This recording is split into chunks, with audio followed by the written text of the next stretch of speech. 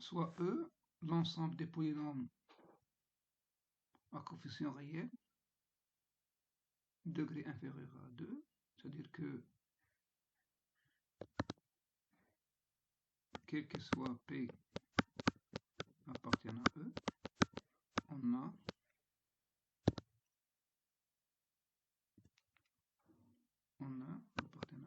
le P de X, quel que soit X appartient à E, donc P de X, donc c'est A plus BX plus CX au carré. D'accord.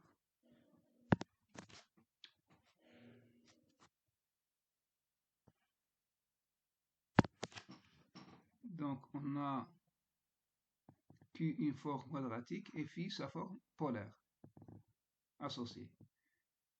Donc puisque on a Q une forme quadratique et phi sa forme polaire, c'est-à-dire que phi il est symétrique par définition de la forme quadratique. Donc on donne quel que soit P appartenant à E, Q de P, la forme quadratique, il est fini par, c'est l'intégrale de 0 à 1 de P de T fois la dérivée seconde de P dt. La première question, c'est déterminer phi, c'est-à-dire que si on connaît la matrice de phi, on peut calculer le phi. Alors,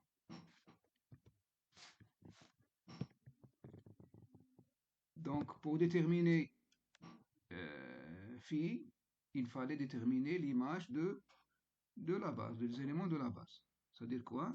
C'est-à-dire que on considère la base canonique B est égal à 1 x carré.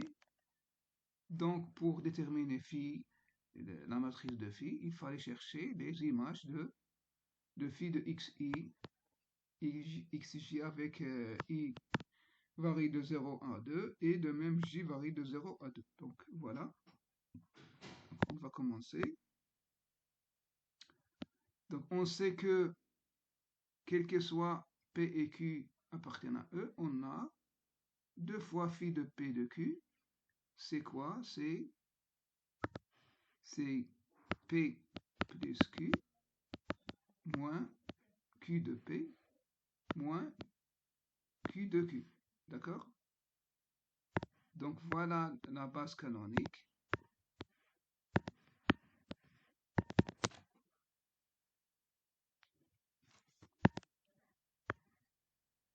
Donc on a le Q1 de Q de X, c'est quoi?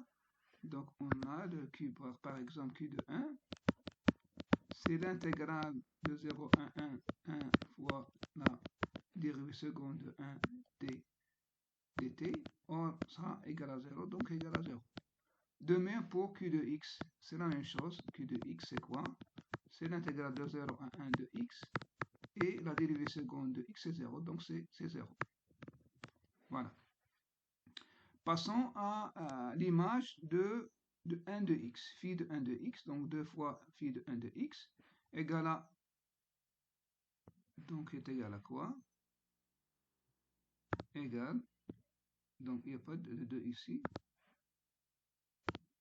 donc est égal à q de 1 plus x, moins q de 1 moins q de x.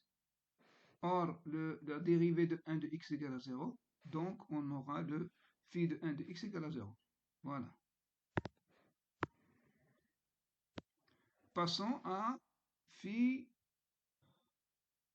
de x carré, c'est q de x au carré, par définition.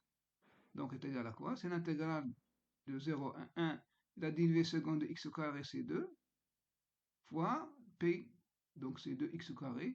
Donc la primitive, c'est 2x au cube sur 3, donc de 0 à 1, donc on obtient 2 tiers.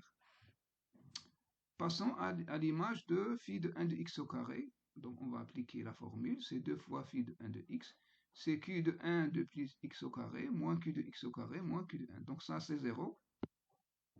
Et on applique la définition de q. Voilà, donc on va s'annuler ça, donc c'est 0. Il reste seulement, voilà, il reste seulement l'intégrale de 0 à 1, 2 fois 2x, donc voilà, fois 2, égale à 2.